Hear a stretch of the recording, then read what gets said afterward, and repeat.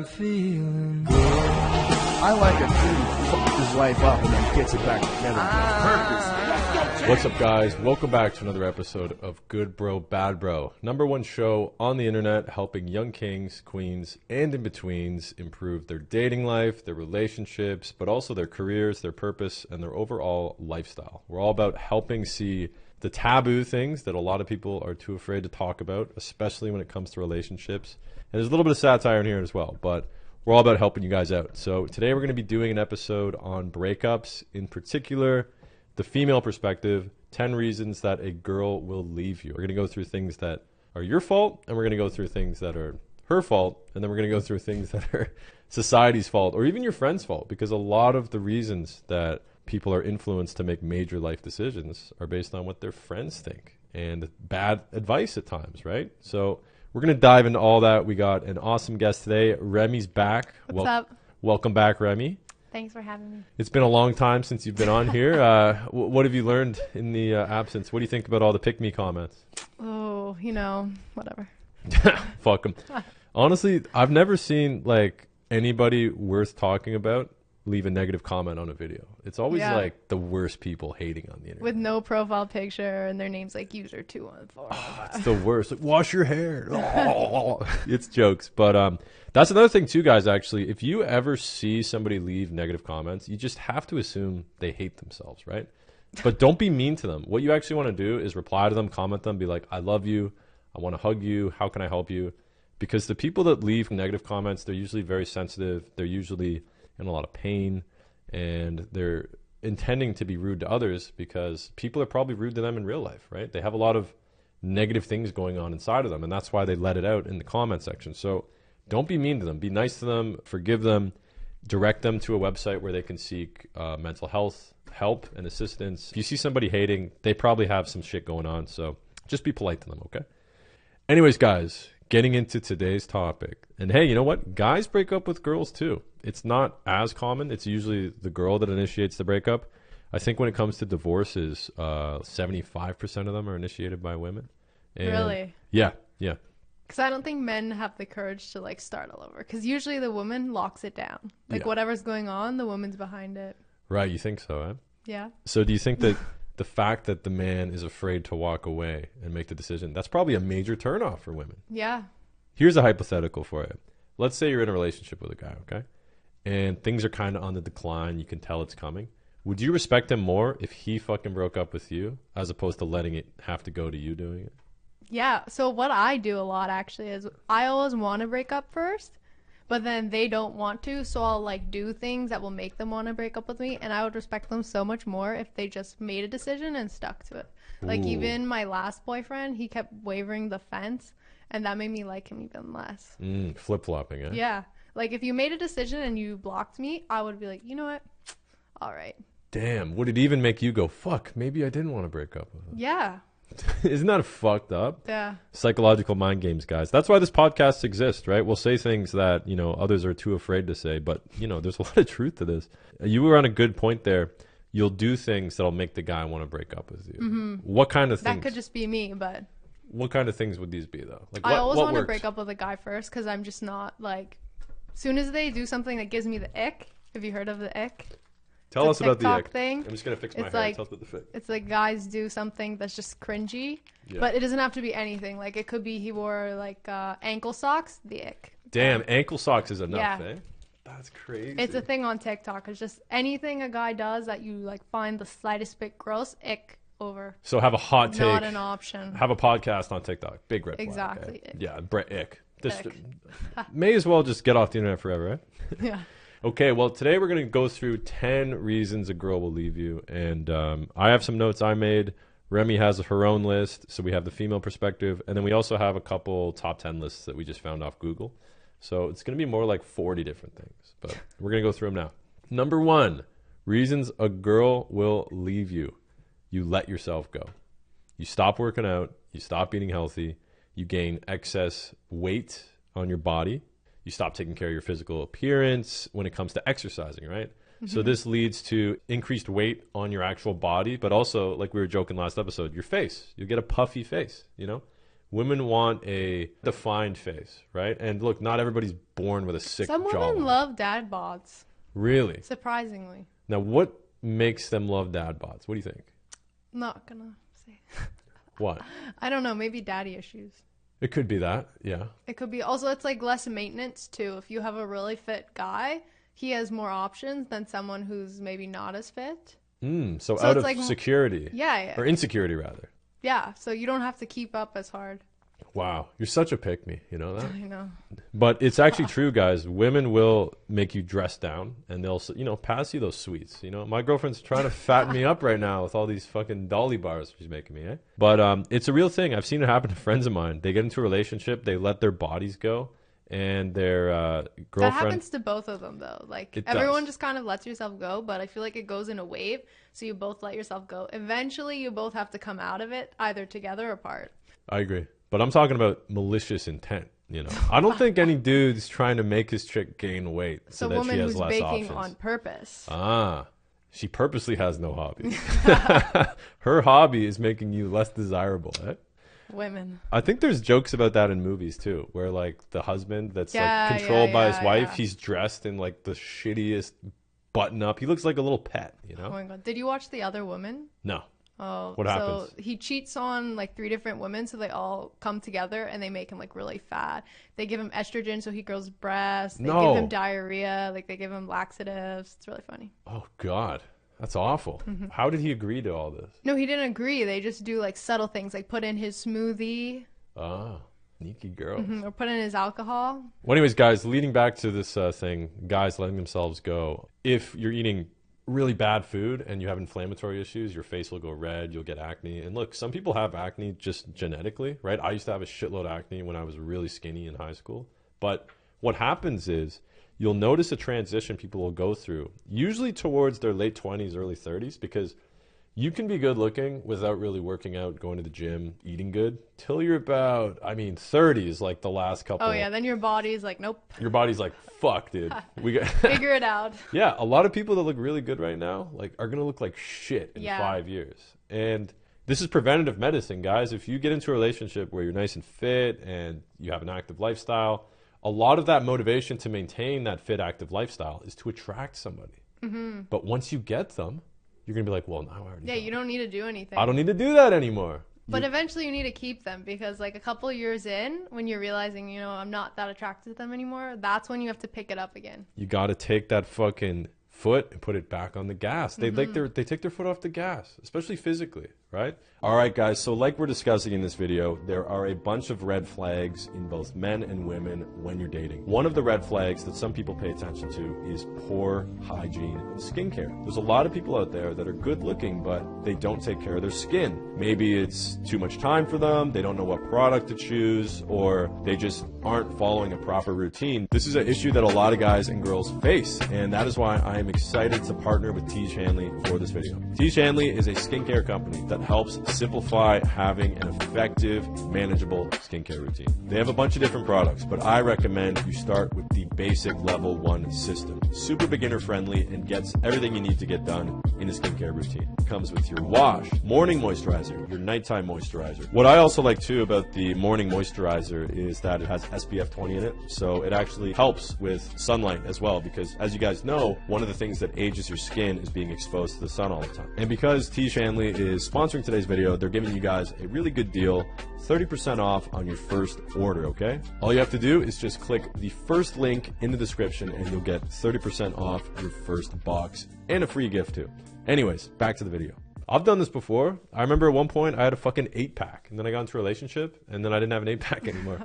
Yeah, this is a major thing that happens, guys. And what's funny is one of the signs that I've heard from many women that a woman is cheating on her boyfriend is all of a sudden they start working out all the time. They cut their hair, they change their appearance, right? They're getting ready to make the jump. Also, right? if they leave the house frequently in the middle of the night. Yeah, I mean, if they ever text anybody besides you, definitely cheating, right?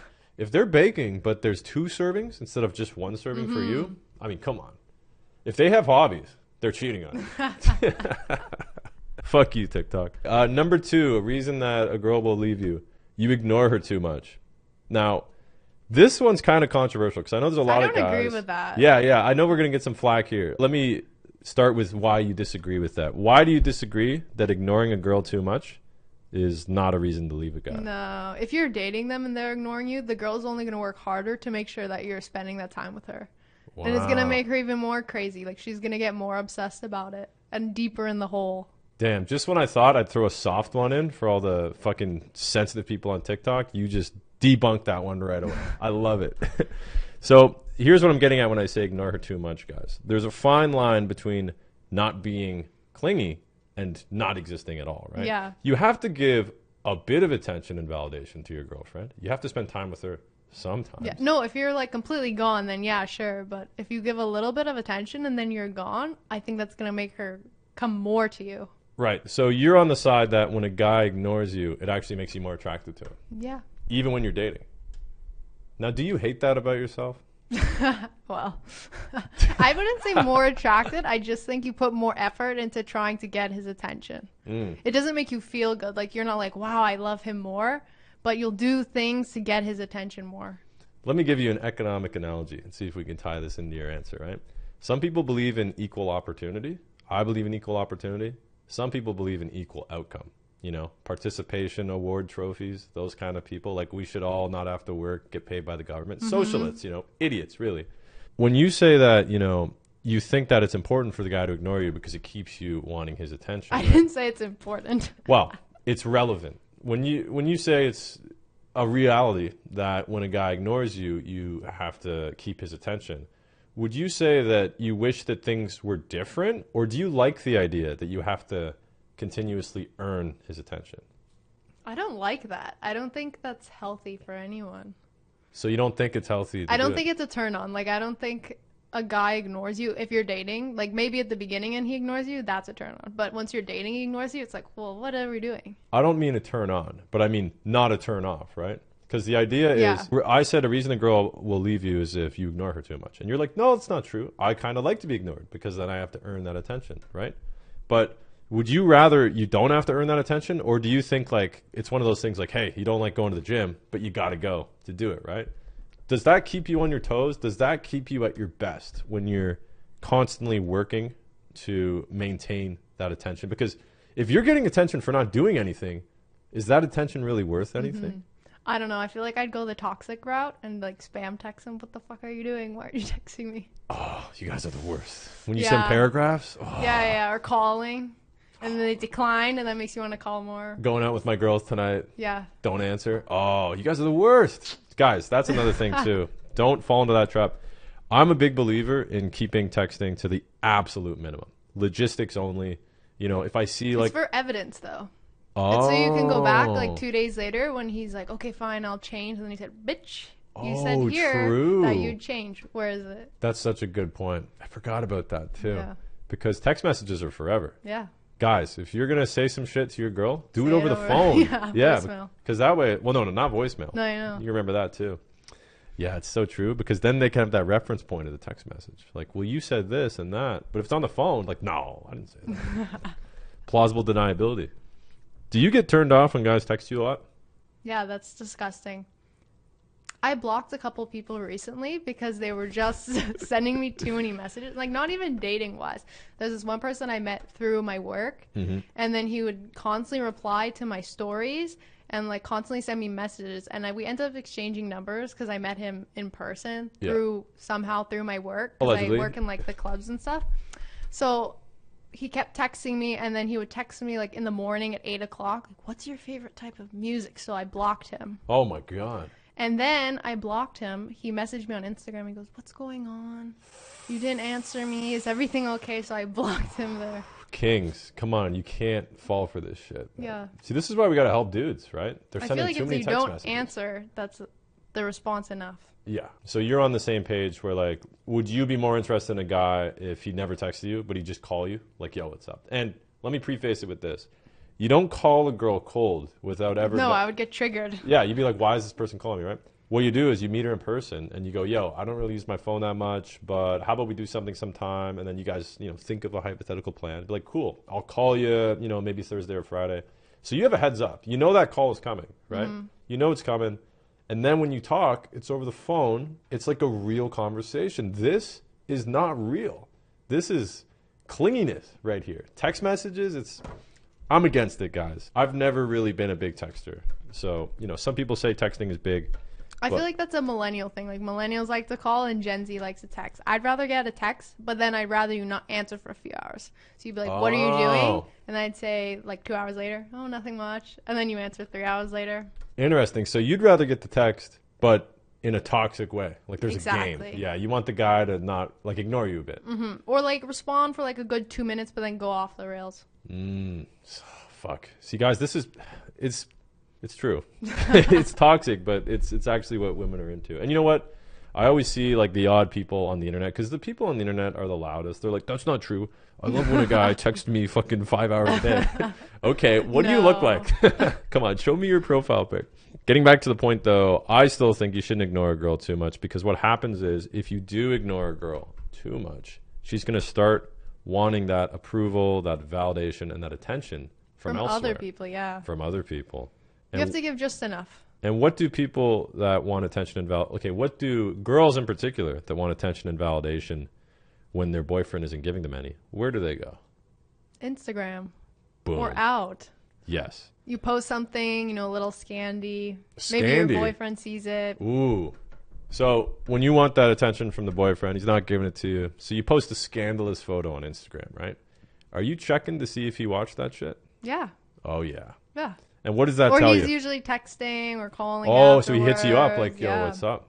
Isn't that interesting? Mm-hmm. So do you guys use... Men are simple. Yes, we are. Do you guys use that as a tactic to like, hey, you know what? I got to ruffle the pot a little bit. Let me, throw a little thing on Instagram? Yeah. Especially when you're in the talking phase, like you don't want to seem too available right at the beginning too, in case he has other options. It's kind of like a game of cat and mouse. Who's gonna fold first? Right. Who's gonna say they like the other first? So when you want that attention and you're not getting it, you post the scandalous pic on Instagram. Yeah. What if he doesn't bite? What if he doesn't watch it at all?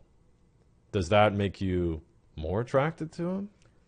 I don't know. I feel like, yes, it makes you more attracted, but I feel like at that point you kind of know nothing's happening. But at that point you probably hate that. Yeah, but you hate that you like it. Yes. Oh, guys, I'm telling you got to watch this show.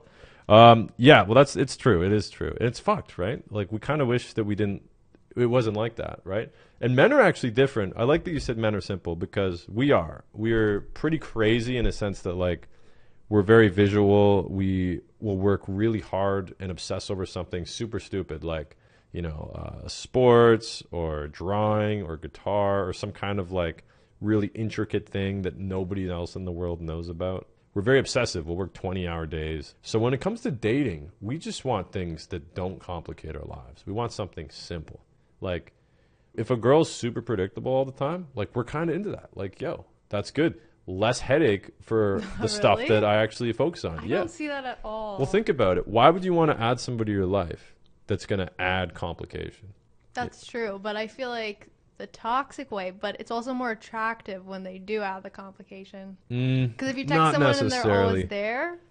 Nah, because when you qualify the girl in the first place, it's like, hey, I found one that's good. I like what she does. If she starts fucking up and doing all this, like playing games and stuff, you don't want to have to deal with that. You're going to be like, I'm not going to play this game. Mm-hmm. Don't take the bait, is what I'm saying. The games are good for the first few weeks. I think past that, no. Well, so the games are good for the qualifying stages, right? Yeah. You're testing out. It's like when you're buying something. When you're buying a car at a dealership, there's some objections. I don't know, man. It's a lot of money. I'll think about it. I have another friend that's got this car. You kind of play games back and forth with the salesman. And then eventually you guys come to a point where you're like, all right, I like the car. But anyways, what I'm getting at is that what happens is sometimes guys will get into relationships with a girl and the girl will be testing them and playing some bullshit games. And the guys, because we're so simple, the mistake that a lot of us make is we'll take the bait and we'll play the game. And we'll be like, yeah, you know what? Oh, she put this on her story. Let me send her a text. Let me call her. Oh, she didn't reply to me. Fuck, I'm sweating. What you got to do is you got to hold strong and just be like, no. Because if you're right, the woman will come back to you. You'll eventually respect the guy for not playing your game more than you would if he takes all your bait, because then he's predictable. You don't want that. That's true. I think you would respect him more, but I don't think it would end up in like dating. Oh, so you're still talking about the qualification stage? Are they dating now? Yeah, they're dating now. Fake couple? Yeah, this hypothetical couple. Yeah, they're dating now. What I'm getting at is when you give somebody attention and validation despite them doing nothing, what does that say about you? It says, wow, You got nothing to do. I haven't done anything for you and you're already validating me. Like, I'm sure pretty girls must get that a lot where like all they do is post a photo and a guy's head over heels. Hey, like, let me take you out. Let me all this. It's like, why are you giving this girl all that validation and attention when she hasn't done anything for you? Mm-hmm. You know, like, you don't give guys validation unless they've done stuff. Like, if a guy, we're not commenting on guys' photos. Hard eyes.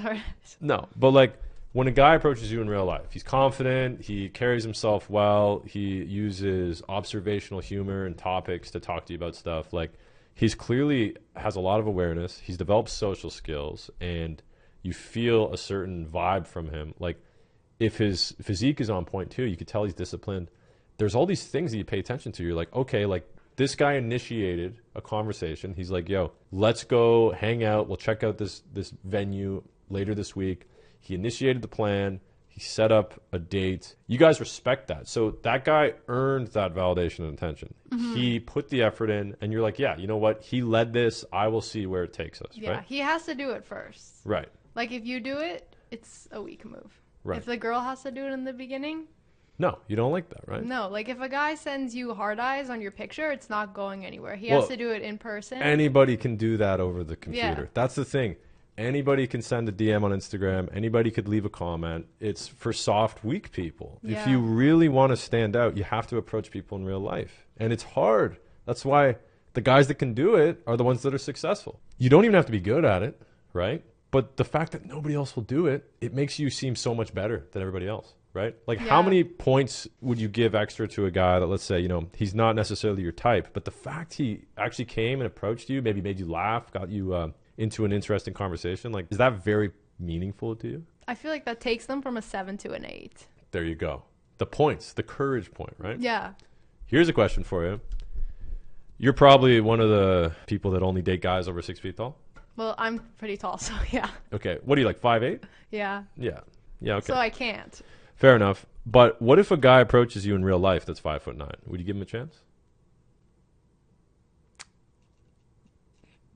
I honestly don't know. Like, I feel like it was probably not. I'm sorry, guys.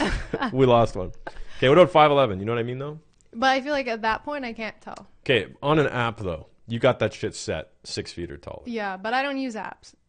See? That's respect, guys. I would never use an app. Real queens don't use apps. Apps are for desperate people. Well, I'm banned. Oh, okay. From Tinder. Really? I made Tinder once, and then I tried selling like a event, and they banned me. Not even a warning. So I can never use it. Okay, that's a very weird exception to the rule. Yeah. Fair enough. What about Bumble and Hinge? Do you ever use those?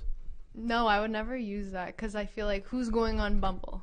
Yo, it's true. It's just toxic feminists and weak men. Yeah, like...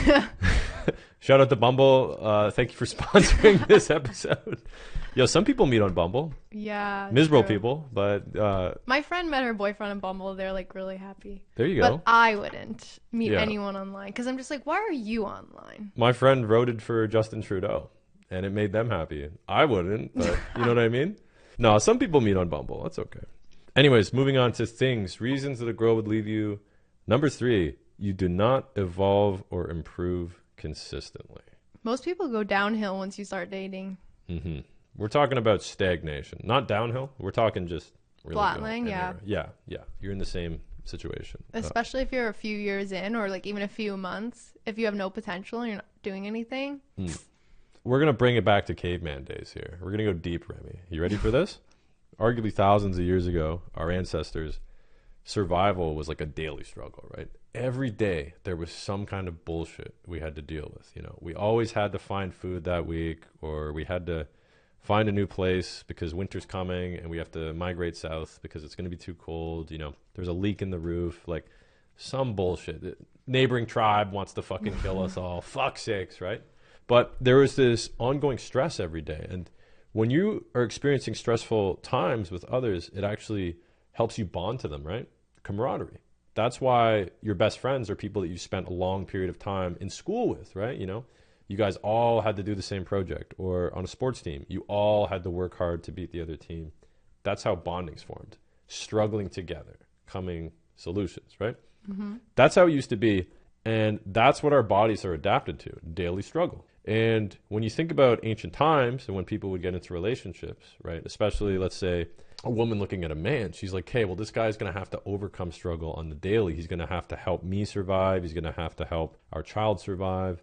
It's like a daily thing, and that's hardwired into us. The point I'm getting at, though, is nowadays our lives are so easy and cushy that we don't have to experience survival on the daily. And I'm talking about, first world countries, obviously. Yeah. So we can get our food from the grocery store. We can get our gas from the gas station. If something breaks down, we can pay somebody to fix it. We have a roof over our head. The government will give us money. It's very easy to survive, right? And because of that, many guys in particular, that's enough for them. They're like, hey, you know what? Times are good. Fuck it. We can take our foot off the gas. I finished work at 5. That's okay. I worked out for 30 minutes, an hour. Who cares, right? But when our bodies were being so critically developed over the last, million plus years, it was a daily survival, right? So women anyways, I suppose, you might agree with this. You're hardwired to kind of sense like, well, if you're not constantly improving, that could cause a major problem down the line. Like there's always going to be a neighboring village, or there's always going to be a food shortage, some flood. I don't know. If you're happy, then there's something wrong. Whoa, interesting.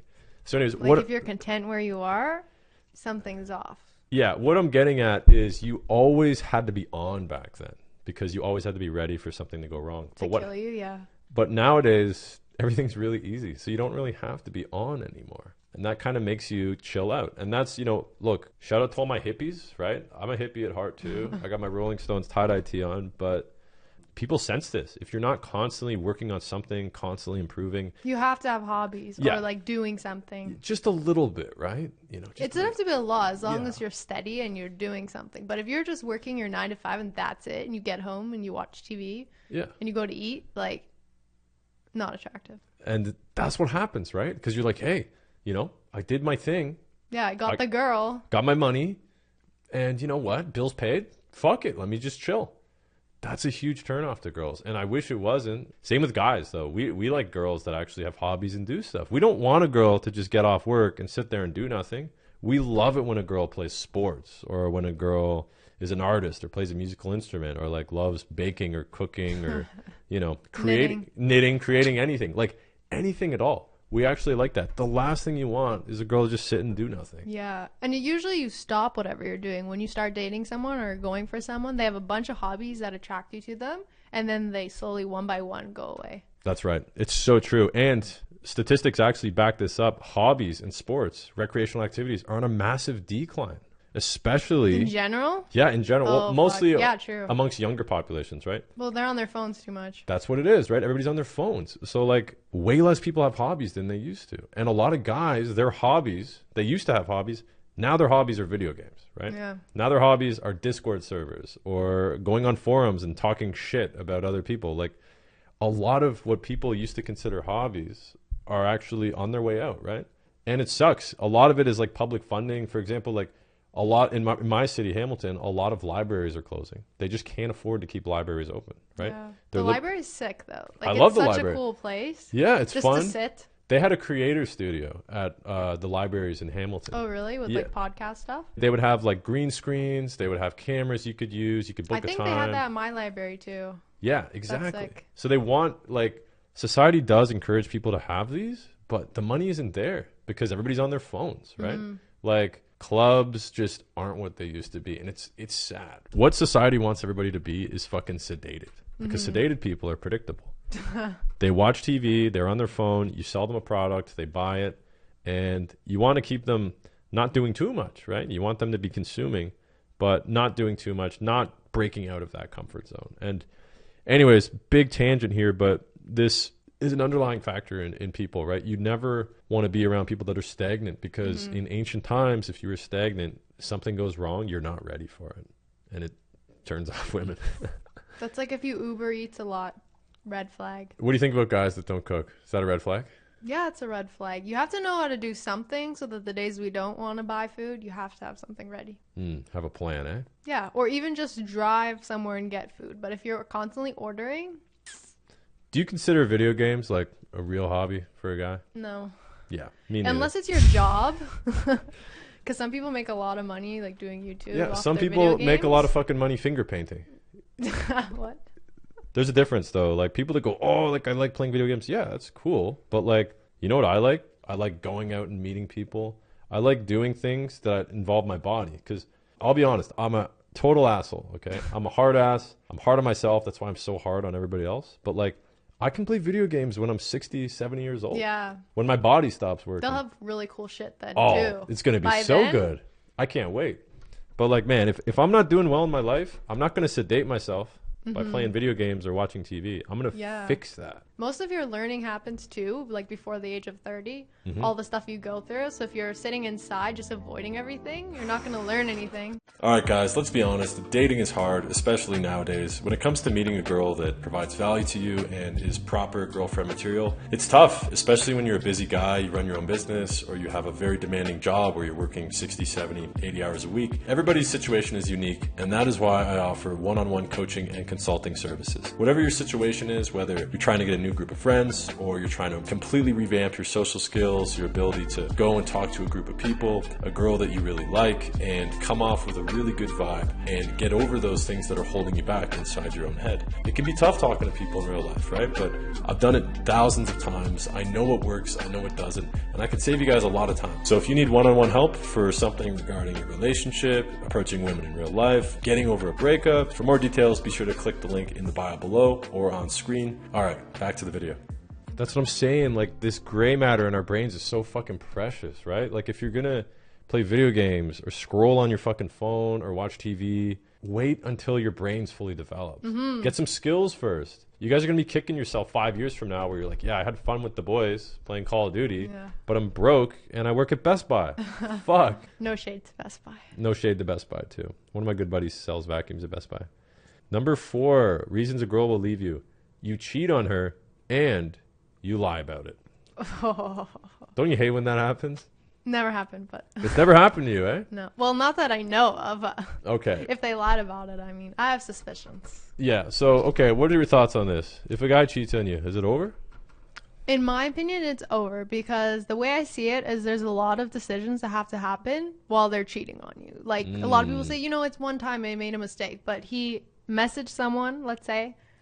He initiated the messaging. Then there's the next decision point, which is when we're meeting up. The next decision point is you have to get in the car. The next decision point, you get there. Then go in the house or whatever, the apartment, in the club. Then you're with that person. You still can decide to walk away or not. So it's like first-degree murder versus like third-degree. Yeah, exactly. Interesting. Like if you're in the club and you end up making out, that's like the lowest level.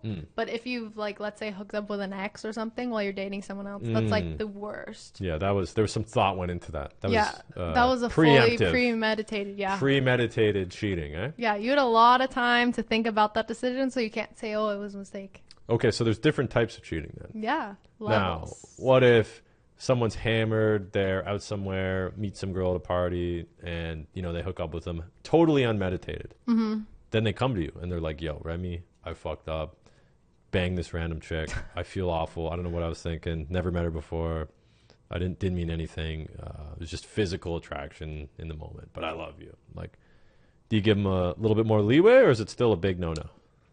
For me, no. No like leeway, flat deal, but I know most people will give them a second chance. It's if you tell them that you get way more respect for telling them because you acknowledge it's a mistake. Whereas if you lie about it and then they find out later, it's like you hid it, you knew about it. So have you been in situations where you have friends that have, you know, had their boyfriend or girlfriend cheat, but then they were honest about it and then they stayed together? Fuck no. They weren't honest, but eventually it did come out and the guy was like getting mad at the people who told her. Ooh. So I was like, that's even a bigger red flag. Like once it comes out, you're mad at the person who brought it to light. But they did stay together.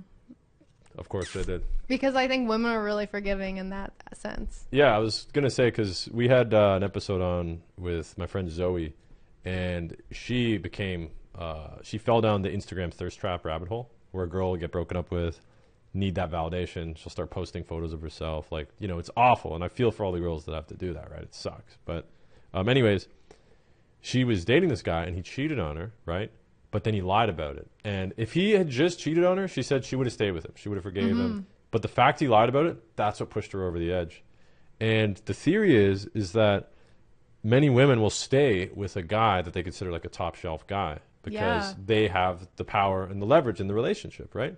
Because women will only date up. They will never date below. I mean, they can kind of date across. They want to look across the table or they want to look up. They don't want to look down. And if you cheat on her and you're below her, you're dead, dude. But if you cheat on her and you're above her, there is leeway with some girls. Now, I'm not saying go out and cheat, but the biggest problem I've seen from all the stories I've heard from girls is that the guy lied about it. Yeah. If you're just honest, like, obviously if she's asking you about it, she knows. Right. Even if she doesn't ask, she knows. Like, women just know things. Yeah. You guys are... There's evidence somewhere. Anyways, that's a big one, guys. Here's another thing, too. I got some notes here for this one. So, girls are willing to share top shelf guys. Here's why. Think about celebrities, musicians, actors, rappers, etc. A lot of them have multiple girlfriends that they're seeing at any given time, right? And the girls kind of know, like, hey, well, this guy he has so many options. They're understanding. They're okay with it. They kind of turn a blind eye to it, right? And they're willing to share that guy. But if you were just if you're the mailman and you got 3 girls, that shit ain't working. You know, but if you're Jack Harlow, you're selling out a stadium, you're writing rap lyrics about how you have 3 girls in Brooklyn, 4 girls in this other part of New York. Girls are like, yeah, whatever. But I feel like they pay for them. You think so, eh? I think so. I don't think they get as many girls as they think. No, they pay indirectly through value, okay? So like, hey, you want to come to this show? Hey, drinks are included. You get backstage access. Yeah. You get to chill with me in my cool car, my cool house. Yeah. But it's not even about him at that point. It's just the clout. Well, yeah. The lifestyle. I mean, no relationship is ever non-transactional at that degree, right? Wealthy guys, they understand the game, you know. And the women do too. They're like, fuck, I want to live a fun life? Then sure, I'll bang this famous guy, right?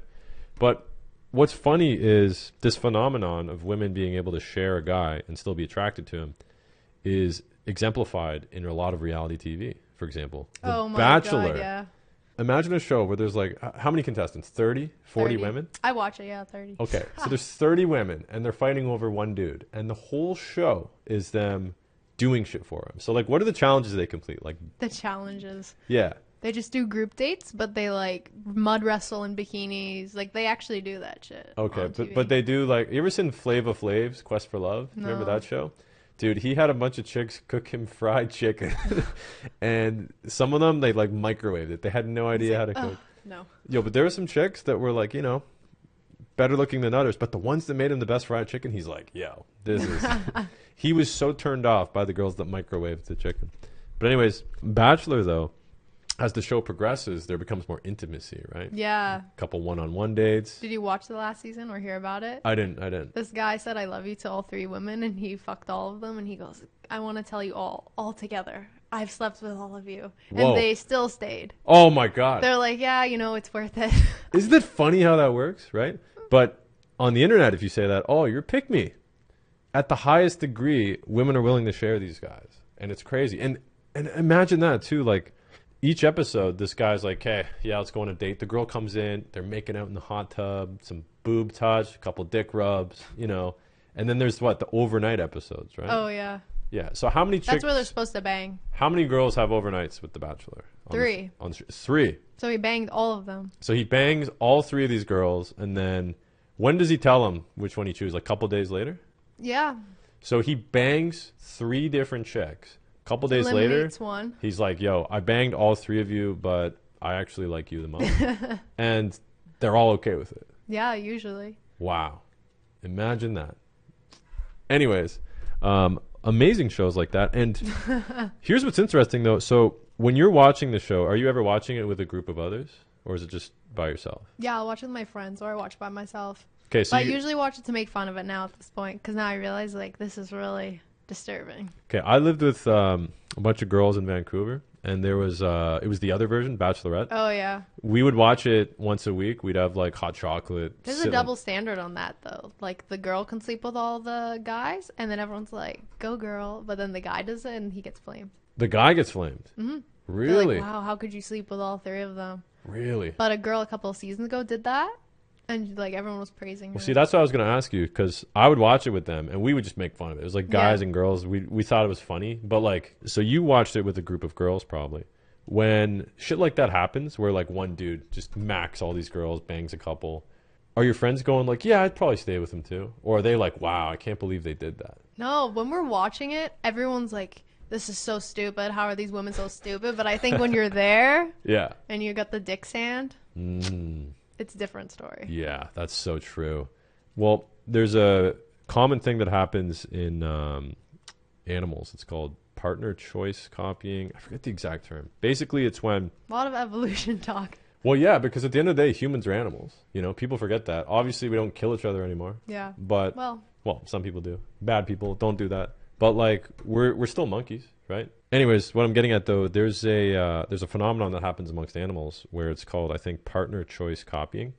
And basically, one of the animals that's trying to win over the other animal to reproduce will copy the behaviors and, and thoughts of others, right? So what happens is, in the terms of like, you know, hypergamy, like women and men dating, women will compete against other women to win over the man. So to an extent, it's not even about getting the guy. It's just about competing the other girl. Because of that, when women see a guy that's with girls, they automatically associate, fuck, I need to get with him too. Like he's with her, I can be better than her. So guys know this. So they keep girls around them. Oh, yeah. If a guy has a girlfriend, he's instantly more attractive than if he doesn't. Because it's like, you got a girl, you kept a girl. Like, you must have something going on. Yeah, there's the old joke about that. The guy with the ring, right? You know, even if he's not married, he'll put on a fucking ring and girls will take him more seriously. They'll hit on him, right?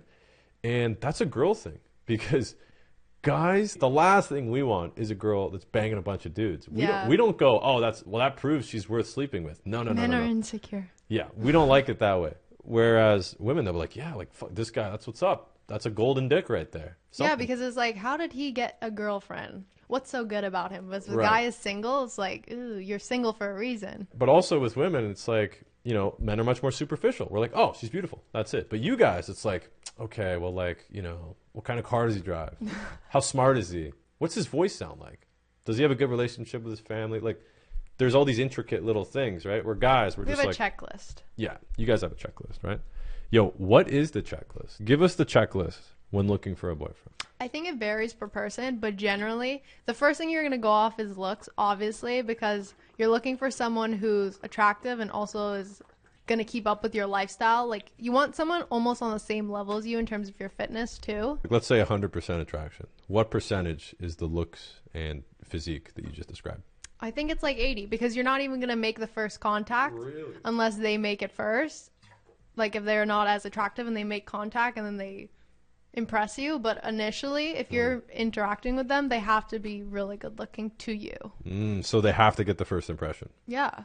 What if they're super charismatic, funny, and they have status? Like, you know, comedian. Well, that's or like an athlete. added layer. Obviously, they start, though. The first thing you're looking at is what they look like. Yeah, but what I'm even saying if they have the verified check. Oh, okay. But if there's a guy that's like, you know, really loved in the community, funny, he's up on stage giving a speech, he's in a good suit, not the best looking guy, maybe he's not the best in shape, would you give him a shot, or would it still have to hit the attractive qualities? But that depends, though, because I feel like the first contact you'd have with that guy was seeing him perform rather than just seeing him the first physically. impression. Yeah. But that first impression, you're like, okay, now I'll think about the other stuff. Yeah, but if I just saw him and he wasn't talking, it's solely based on looks. So you can overcome the physical deficit via status and performance. Yeah, it depends what they're like. You have to talk to them and see, and that like changes -2 points, +2 points. Okay, keep the list going. What else?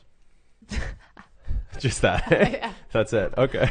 If he can talk at the next thing, if he sucks at talking even just in first contact, like if you can't keep the first initial conversation, you're not going to have good conversations after. Like some people are shy, obviously, but you have to be able to turn it on when you're talking to someone you're trying to bang. Gotcha. Okay, moving on from this list, guys. 10 reasons a girl will leave you. You forget how to talk to girls. This is an interesting one. Other girls or the girl? Well, both. right? Because think Yeah, about that it. is kind of true. When you're single, you're out meeting, you're flirting, you're making jokes, you're throwing bait in the water, I suppose. You know, you're putting yourself out there. There's a lot of social awareness, calibration that goes with that. You're able to start conversations, be flirty, make jokes, banter, right? And when you haven't fully adapted to somebody's personality, you'll make fun of them. You'll throw shots at them, you know, you'll poke the bear, so to speak. Women find that attractive. They like that playful vibe. But once you get into a relationship, once again, you take your foot off the gas. You're like, I don't have to be like that anymore. I don't have to be flirty. I don't have to joke. I don't have to like date her anymore. We're already together. Yeah. So you start No talking to banter. her. Yeah, there's no enthusiasm. There's no playfulness. And I think that this comes from, one, being too comfortable with the girl. But also, it's because you forget how girls are out in the wild. So maybe she makes you seem that she wants to be treated like differently now that you guys are actually dating. But in the real world, if you're always talking, making jokes with girls, like if you have girl coworkers or you have a friend that's a girl or even a family member, you keep that banter up. You still know that there's like a way that you can talk to excite and incite good conversations. I feel like a lot of guys in relationships, they forget how that is. Yeah. Because you get comfortable and then you're just your truest self, but you're not putting on like this added layer of performance. That flair, you know? Yeah. But that Spice. fire, the spice, yeah, you forget the spice, guys. And a good way to prevent this is to talk to more girls. And I don't mean go out and approach girls, try to get their numbers. And I'm not talking like DMing chicks and shit. What I mean is like, No, that's not yeah, conversation. but if you're out and you're at a restaurant, like just start talking shit with the server, you know, even if it's an old lady behind the counter, like obviously you're not going to hit on her, but like make some jokes. Well, like, maybe how you was are. your day? Well, I mean, some of us, but you got to be able to banter, right? You know, you have to remember how to talk to women, because I think what happens is, not even in relationships, some guys will go like 6 or 7 months, you know, maybe they're on a work project or they're injured. They'll come out in the real world and they'll be like super hesitant to talk to women. Oh, yeah, that's really weird. They'll think that you guys are aliens, right? It's more attractive too when you see your partner talking to other people. Yes. I think it's a study done that when you bring your partner to like other couples or just other women in general and you see them interact, you get more attracted to them. See, that's a little toxic king move. A little toxic move, guys. Hashtag stay toxic. I know there's a couple of you in here. Have you ever had a guy approach you that you could tell has never spoken to a girl before? No, because I don't think they approach girls. Whoa. Usually I approach them Whoa. just for fun. Like not even to, because I can tell. You can usually tell too how a guy's standing, how he looks if he's Yeah. never spoken to women. Interesting. But you can definitely tell. So, but the reason that you know, have approached guys, obviously, giggles, shits and you know? gigs, but have there ever been points where just nobody approached you and you're like, fuck, do I really have to, you know, be the one that throws the ball in the court here? Yeah. A lot of parties, I feel like if the party's really dead, if the vibe's not there, like if there's not any attractive guys and there's like the wallflowers, you have to pull it out of them. So you have to go talk to the Yeah. wallflowers. But you're not going to hook up with those guys or date them. No, They're just, the wallflowers stay wallflowers, right? yeah, they're just there for the night. Guys, she's dropping truth bombs here. This is a big one. Anyways, moving through this list, a reason that a girl will leave you is a vice or addiction. What people have for vices can vary. There's a lot of common ones, though. Okay. Alcohol, different substances, for some people, video games, sports. And what I mean by a vice is like everything in moderation, right? If you're watching a couple hours of sports a week, sure. But if every day, 5 hours, fantasy football, dude, you're filling a hole, okay? Something is going on here. If you're playing video games 8 hours a day, like, yeah, well, it's your number one priority then. The woman always Yeah. wants to be number one or at least number two. right, but a lot of hobbies, like I love hobbies because when I'm doing my hobby, I get lost, right? And sometimes I'm editing a video or creating something, writing a song, playing music. I'm just so in it that everything else doesn't matter. But a lot of the time, I even realize in myself, if I'm investing that much time into it, it might not be because I have the time, but because like I don't want to do any of the other stuff. I want to kind of avoid the responsibility and just go narrow-minded on this vice, right? Now, I would argue if you're creating something, it's not necessarily a vice, but video game, alcohol, or dirty internet videos, that's another Yeah. thing too, man. A lot But of those don't produce anything. It's about the Yes. outcome. Yes, it's about the outcome. Social media usage too, right? Yeah, you get nothing out of that at the end. Once you're finished scrolling for 10 hours, you've achieved nothing. I feel like a lot of people in this world are super miserable, but they have vices. Every day they have their 3 coffees.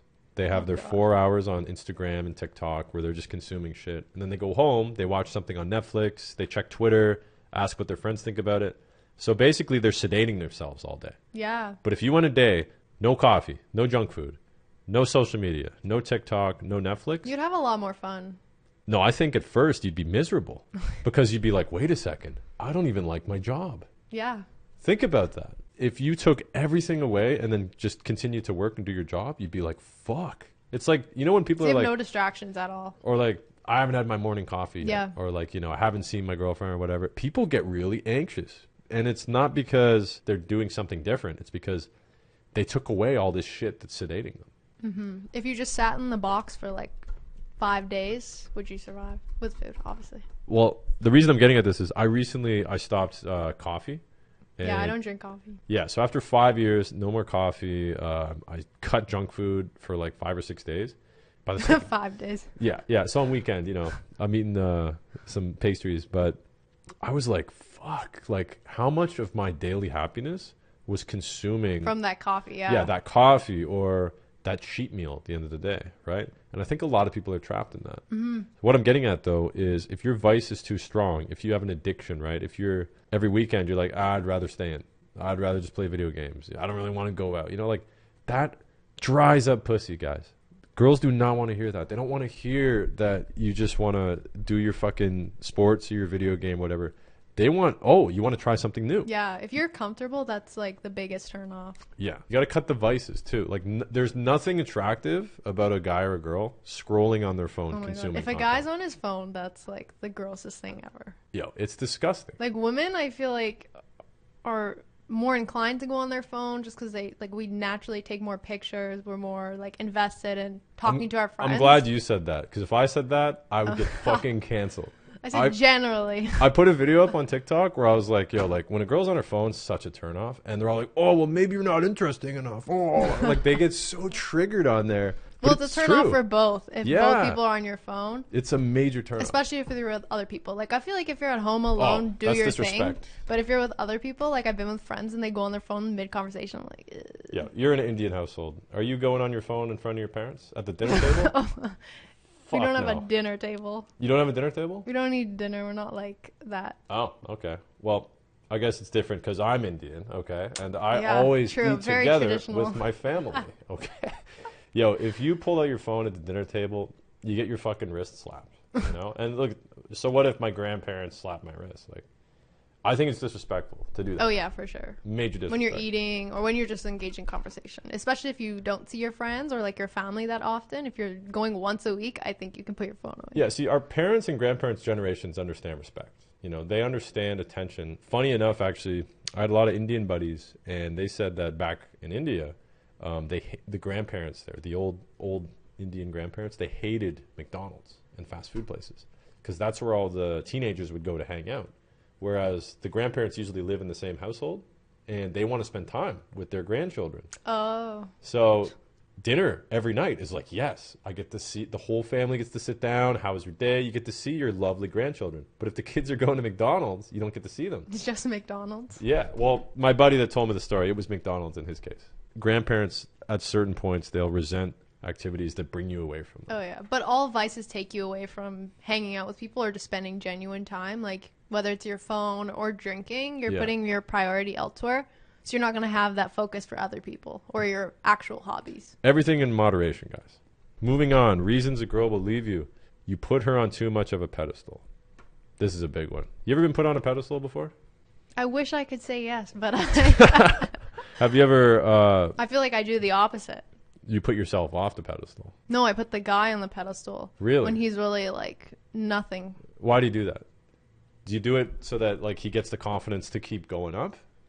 Maybe that's a good point. Like you pump his tires? Yeah, I feel like that's what I do. Like I take like a 5, you know, he's okay, has Yeah. a decent job, and then I try and get him to that 10 with like full hobbies, super fit. Okay. He either rejects it or Get the he social works skills it. going. Yeah. Get that charisma. Okay. I like it. Work in projects. Nice. So women have hobby men too. Yeah. Like, for hey, sure. fixer upper. For sure, because if a guy's already like well off and where he needs to be, he's either perfect for you or he's not going to go for you. Because there's too many options.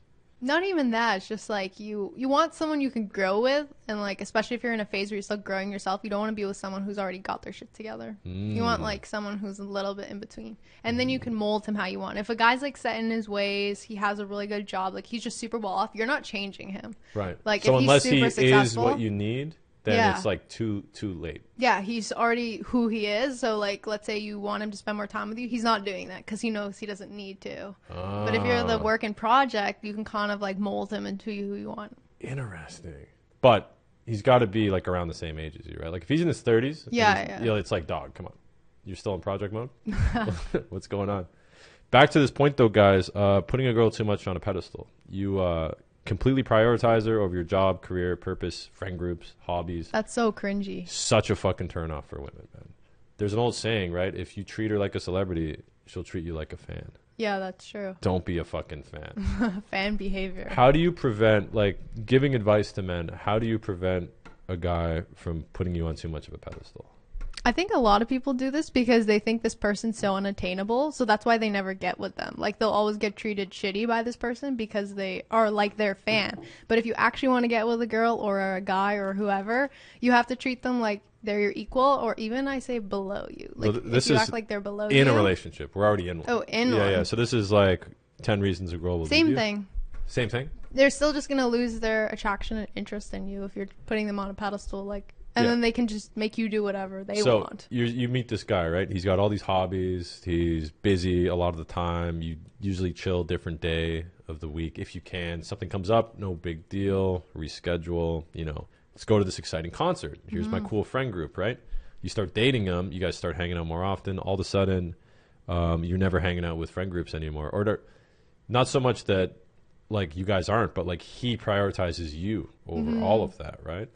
And then he starts to go, yeah, you know, these friends, I'd rather just chill with you, you know. Or he normally would have all these hobbies, these clubs he's a part of, but all of a sudden he hasn't gone in a couple of weeks. Now he's not working on that side hustle anymore. He's just kind of watching TV with you. Like, these are all things where basically what a girl's doing is making you feel so good around her that you're like, well, now I have less incentive to do these other things because I got this dopamine coming in, right? Yeah, but she can take that away at any time. If you're not providing what you did at the beginning or elevating it and you go downwards, right, she can take it away. Yeah, so a lot of this is unintentionally pedestalizing the girl. Yeah. Because it's not like, hey, I don't like playing guitar anymore. It's just like, well, I'd rather be with you, babe. Yeah, and you think it's better short term. No, it's not. But you're not going to get all those benefits if you're putting her up there. Yeah. Look, you can definitely spend more time with your chick than you did. Like, if you're doing hobbies 5 days a week, now you're only doing them 2 days a week. Okay, but if you're doing them 0, and it's all just baby girl time, yeah, it's not going to last. Then the difference between you and her gets way bigger. Yeah. And would you not agree that the guy would want to be in a position where he's a couple points above the girl? Because Yeah, I think men are really insecure like that they need to feel that way. So if you're putting her on a pedestal, you're already putting yourself below her. Yeah. I think that guys are pretty ruthless, actually. Like, they'll go way above and beyond. Like, you'll have 5 sitting on 10s. You know what I mean? Yeah. Whereas what happens is it's the guy that's a 7, the 5 comes to him, and he's like, hey, she's pretty cool. You know, I think that's usually how it goes. Okay, guys, the last one on this list, and then we're going to hop over to Remy's list really quick. Reasons a girl will leave you. You show too much weakness. You go through a rough time mentally. You get into a dispute with friends, family. Somebody close to you dies. And you are overly emotional in front of her. You cry. You curl up in a fucking ball. And you just totally turn her off. Because you change the way she looks at you. Has this ever happened to you? I feel like I've made a guy cry like that. Wow, yeah. But that was intentional. Yeah, like, what's going through your mind when you're in a relationship with a guy? Like, do you want him to obviously, you know, open up to you sometimes? But if he's just... Oh, yeah. If he can't bitching and handle his complaining, shit, yeah. I think it's even more unattractive when a guy complains. Because, like, as women, you know, we naturally will complain more, I feel like. We're just more verbal about it. Well, I personally complain a lot. Allegedly, guys. I know there's some women out there ready to leave some heat down there. Don't you dare. Because we're just more open with our emotions. Fair enough. That's why. Okay. But yeah, like if a guy can't handle his shit, I think, you know, he can have a few outbursts. Yeah. And have a meltdown occasionally, but it's like, if it's the same thing over and over, I think, what are you not doing to change it? Like, why are you like this? 'Cause men are the problem solvers, right? Women can solve problems too, right? Yeah. But Do you want a guy to be emotional, or do you want him to solve problems? I think you need the emotional part for like a day and then get over it. Right. And then solve the issue. Yeah, I think if you're going to complain to your chick, do it in a constructive way. Yeah. Like, this shit is for women too. Yeah, this shit is eating my ass right now, but this is how I'm going to fucking fix it, you know? Because if you throw a tantrum, that's like yeah, really unattractive. That's the thing too. If you're going to talk about something you're going through, if you're going to do it in a very calm, stable, like, I got this manner. Don't do it in like a, I just don't know if it's going to, like, don't, because if you're a woman, you don't want to date another woman, unless you're a lesbian queen, shout out. But like, do you want to date a guy that's feminine? You know, for me personally, I feel like I'm more masculine. Really? So I would date someone who's more feminine. But also, as someone who's more masculine, I feel like I also want a guy who's masculine too. So more masculine than you. Yeah. So I just don't think the feminine thing works that much. Yeah. Like traditionally feminine. Right. Well, the point we're getting at here, guys, is here's an anecdotal story. Get your shit together. I heard this from a buddy earlier today, and he was talking about one of his exes, okay, and how his ex hit him up just out of the blue, and they hadn't dated for years, like 5, 6, 7 years. Wow, and, she must be going through it. well, what happened was she was dating another guy for like 5 years, right? And then, so they're catching up, like, they're not hanging out or hooking up or anything, but basically he's like, yeah, like, what's up? And she's like, yeah, I was dating this guy. He's like, oh, like, what happened? He's like, well, he lost his job during the pandemic. He, was going through rough times. He kind of just folded, curled up, and, was just doing really bad for a couple months. And it totally turned me off, and I can never look at him the same way. So I broke up with him. Yeah, that'll do that. And he heard this, and he's like, and he told me that, and I was just like, man, that's so fucking true.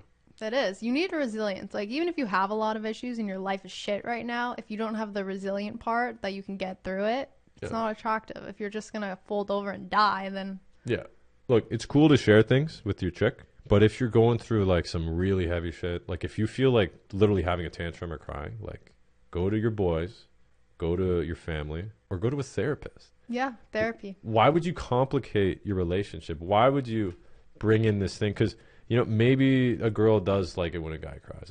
I've yet to meet a girl that's like that, but why would you take the risk, man? There's so many girls that have broken up with dudes because the dude has painted himself in a light. The girl can't unsee that.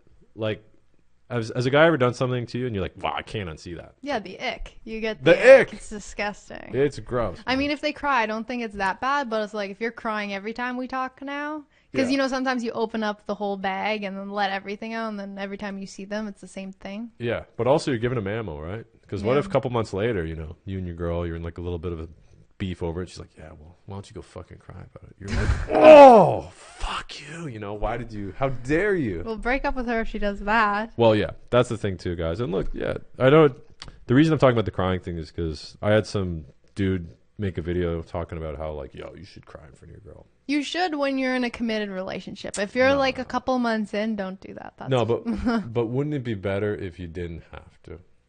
But I think naturally you will. Nah, I don't think. Well, maybe. Who knows, guys? Maybe one day I'll fucking cry. Really quick, let me go over the ones you sent. We'll have Remy back on in a future episode because she's got some pretty good points here. But my biggest one, I feel like there aren't 10 reasons. There's just one. Ooh, okay. The real reason is that... The real reason what? The real reason that a woman will leave you. Because I don't think women will leave guys if they're in like a serious relationship for anything other than you're just not giving her what she's been asking for a long time. Like, I think it has to be a long time. I don't think a woman says, okay, you're out of shape, get in shape, and then it's like a few months and you break up. I feel like you have to be disappointing her for so long that she's just disgusted with you. And is this list of things that disappoint women, or is this like the one, just one of the... This is the main one. Like, I feel like everything you do to turn a woman off leads to this. Because, like, let's say you cheat on her and then she stays with you. Eventually, she'll hate you enough because of that, but it will be, like, over a gradual period of time. Okay, so what are the things that you can do to disappoint a girl that gradually, over time, you're like you just said? What's it's like all of the 10 that we've done, but she won't actually break up with you until it's past the point where she can deal with it. Okay, fair enough. All right, next one. Let's go. Your potential. Oh, what about it? What do you mean? Your potential. Like, guys don't have to be rich and they don't have to be super fit when you start, but you have to have something that makes her see that you could get there. And if you're not getting there eventually, a couple months in, she's going to leave you. You have to have that potential, but you also have to actualize it. You can't be promising things or seeming, you know, like a lot of guys say they're entrepreneurs. Yeah, that's the new joke. Yeah. Oh God. I know. It's like, unless you do anything with that in a couple of years, nothing. What's did the nothing. timeline? Couple years, eh? Yeah, because I feel like you're not going to get anywhere in a few months, but, you know, a lot of people are entrepreneurs. Okay, keep it going. Red flag. Oh, that's a good one. I see that. So you got fine to date during college when there's hope, but if you're 25, still doing some shit. Well, yeah, you have to have the potential at the right point in your life. You know, if you're 18 and a guy's going to college or university, or he has some big plan to travel, like, that's cool. But then if he's 25 and he hasn't done either, and he doesn't have a job, and he doesn't have any goals, sleeping it's kind of like, drugs, no, yeah. You know, it's kind of getting into that. He's still partying. He's this old. Yeah. What's going on? Does he live with his parents still? No, I will say this though: men have a lot more time than women do. Oh yeah. Like men, you can fuck up till you're like 40 years old, pull it together, and like so your parents love you. Well, no, not even just parents loving you, but I mean like, as long as you have money, status, or some kind of useful skill at 40, like that's cool, whatever. But, you know, women, it's a little different, right? Because there's, you know, the fertility window, and you know, a lot of men prioritize the beauty of women. So when you look at the most common ages of beautiful women, like, you know, the 18 to 30 range, like after that, you're going to be like, well, why would I date a 31-year-old chick when I could date? Yeah, I heard that a 23-year-old. woman's brain potential is the highest around 22, and a dude's is like 32 or something. That's actually a fact. I actually discovered that in many clinical trials that I did. Scanning people's heads, yes. I used my intricate measuring tools and scanned their heads, and that's the fact, guys. Men mature 8 years after women. The source is me. That's why the potential is there. You have to have the potential. Because, like, the woman, let's say she's 22, she's at the top of her game. She's, like, doing her shit, but you probably won't be there because your brain's less developed. Well, she's banging all the 30-year-old dudes. Yeah. Because the guys that have their shit together. But you have to have that potential to get there. Yeah, you get a chance if you have potential. Yeah. Like, you don't have to have your shit together right now, but you do eventually. So it's almost like an expectation she's holding over your head that eventually, you have to get there, or else you're going to break up. So at what age do you think you have to totally have your shit together? Like 33, 34? Like, when does the runway end? I don't know. Like, I feel like it depends on the person, too. If the woman, where she is in her life. But yeah, by 30, like, you probably want to live on your own, have a job, or like have some form of income, have your weekends set, like you're not going out all the time on the weekend. Yeah. All you kings out there watching, though, a lot of the people we look up to, for example, like a lot of authors, a lot of actors, comedians, musicians, entrepreneurs, a lot of them didn't make it till their late 30s, early 40s. Or 40s, yeah. It's just crazy. Like, I think you don't have to be a billionaire. You just have to have something going on. Yeah, you need to have a purpose. You need to have your own clique. You have your group of people. Like, I think Gary Vee worked in a wine store until he was 34. Yeah. You know? Like, but he still had a vision. Like, he had a vision, yeah. Okay, next one. You said have too many girlfriends. Let's talk about this one. Some people might disagree with this, but I feel like if a guy has too many girlfriends, that's the biggest red flag. I feel like a guy should have more male friends, just in general. Because if you're actively seeking a relationship with him, that means that you're going to have this conflict with the other females of who's more important. Depends what they're like. Some girls are really, you know, they keep the friendship boundary, but some people are their friends because they want to sleep with him eventually. Like, they stay around and pose as his friend, but eventually they want to get with him. So you have to decide if it's worth it for you that you're going to battle back and forth with these other women, or if it's enough of a chance for you to take over this guy. Do you think guys and girls can just be friends? Or do you think there's always going to be that little, hey, let's fuck going on? I think if you guys find each other attractive enough, even if you don't, because people grow their attraction as you get closer. So no, honestly, I don't. Interesting. I lived in a house with 9 others. Did they all end up banging? No, that was the rule of the house. Oh. Nobody can date. And every night we'd all be like laying on the floor, cuddling, watching. I mean, you know, we wouldn't just be cuddling every day. We'd be doing normal shit. But like, we all treated each other like brother and sister. And it was beautiful. We were all really good friends. And what happened? You all agreed on that boundary, though. Yeah, that was the rule. But what happened was eventually 2 people in the house, they started dating. And then what happened was after everybody moved out, everybody had to kind of go separate ways. Yeah. And it didn't stay together. But now there could potentially like be a rift, right? Because if 2 people in the same friend group start dating, people don't necessarily have to pick sides, but you could never have that same situation where everybody lives together, because now there's the, you know. So I've been able to have a lot of friends that are just girls without it becoming weird. But I'm sure other girls would be like, yo, who's this fucking Jack? Fuck this dude. This guy's wearing a bullet necklace? You kidding me? Yeah, it depends like how long they've been around and just the level of friendship. Because like I've had guy friends that have worked out that I see, you know, every few weeks or something. But we do like neutral activities. You know, we'll go biking. Like I'm not going to his house and doing that type of shit. Well, then you're playing with fire.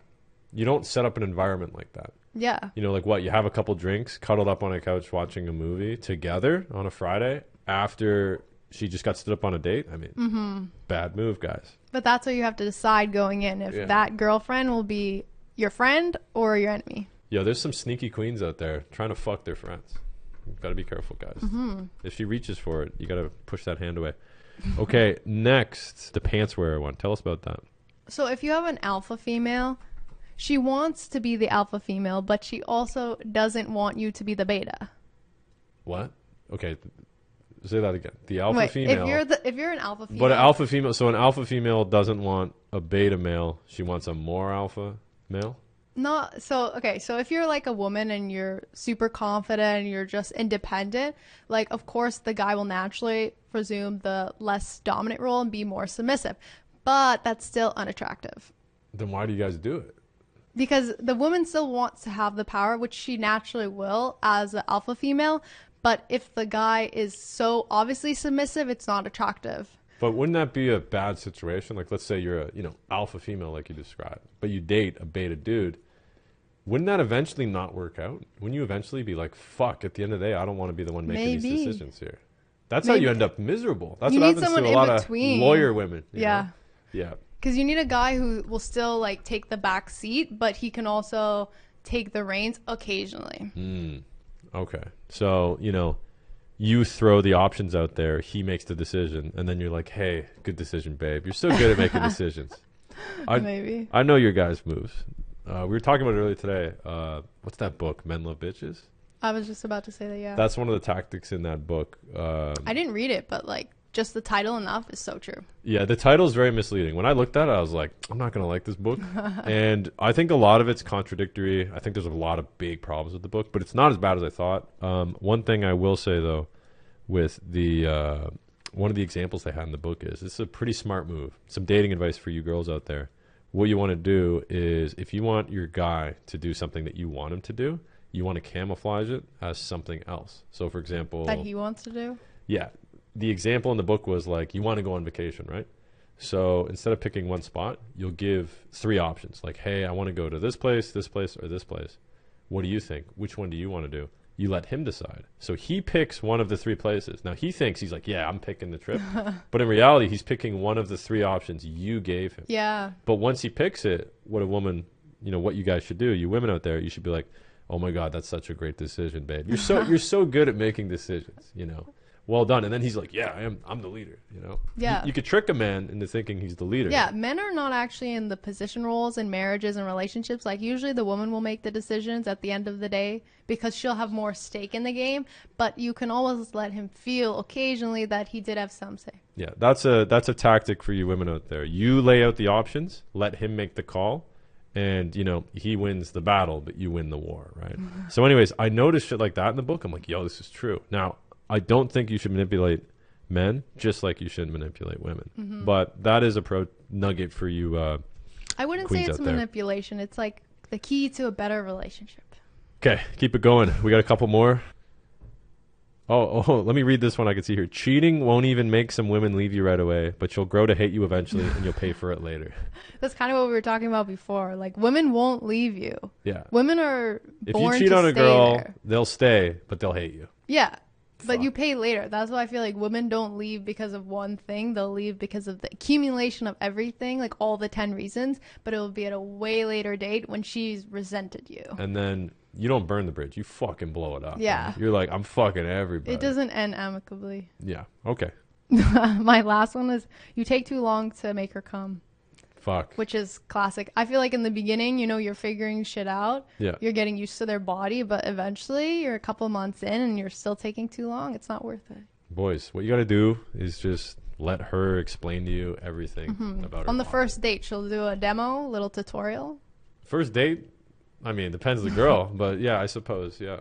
But realistically, yeah, there's a lot of women that actually can't come from penetration. Mm-hmm. So that is a factor. But there's the clit, there's the G spot. There's a couple moves you guys can learn. But don't be afraid to like just ask your girl, because every girl's different. Like some girls, you just fucking touch them once and they're done. They're like, oh my God. It's great. You're like, oh, this is awesome. You don't have to do anything. It's not all like that though. No, others it's diffusing a fucking bomb. You know, it's pulling 40 minutes later, you're like, football right. through a garden hose, right? It's tough. Okay, what's the next one? You said sex addict. That's like the thing about vices. Same thing. If you're addicted to sex, like in a relationship, the sex is nice in the beginning, but eventually you want to have something to talk about that will keep you longer. So if you're still trying to bang like 3 times a day, a couple years in, it's kind of just annoying. Yeah, so you'll leave a guy after that. You're just because I'm like, you don't have enough in your brain going on to keep me. Right. So that's where you'll trade some looks for like, hey, this guy's kind of intelligent. Yeah, you need like some humor too, a little bit of something to keep you entertained before you have sex. Boom. Okay, great list, guys. We're going to have to do another one of these videos because we didn't even get to the articles. There's a couple articles where there's all these reasons why women will leave relationships, but we'll also do another episode why men will leave relationships with women. That'd be a total opposite list. It'd be a shorter list, too, to be honest. Because they left them. Yeah, because men are just like, yeah, fuck it, who cares? Anyways, though, guys, if you have any ideas for future topics that you think would be funny, if you guys have reasons that you left your partner in a relationship, I want to hear about it in the comment section below. Also, we have a Discord, guys. Join the Discord. And if you want to get extra dating advice, life advice, or just have other people to talk with that are in the same situation as you, Discord, link is in the bio. Kings, queens, and in-betweens. You're all welcome there. And if you guys resonated with any of these, if any of these hit you in the feels, tell us your story. Tell us your story, kings and queens. Follow Remy. We put her link in the description below on the YouTube video. Make sure you give this a thumbs up. Drop a comment for the algorithm. Follow us on Instagram. If you're a girl watching and you'd like to come on and you're in the Toronto area, we would love to have you. Send us a message on Instagram. If you're a guy, same thing. Go to Apple, 5-star review. Get your friends, 5-star review. Share this with your friends. Best way for it to grow is by sharing it with your friends organically. And we will see you next week. We got an awesome guest. New episode every single Wednesday, 5 p.m. Good Bro, Bad Bro Takeover. Thanks again, Remy. Bye. Peace.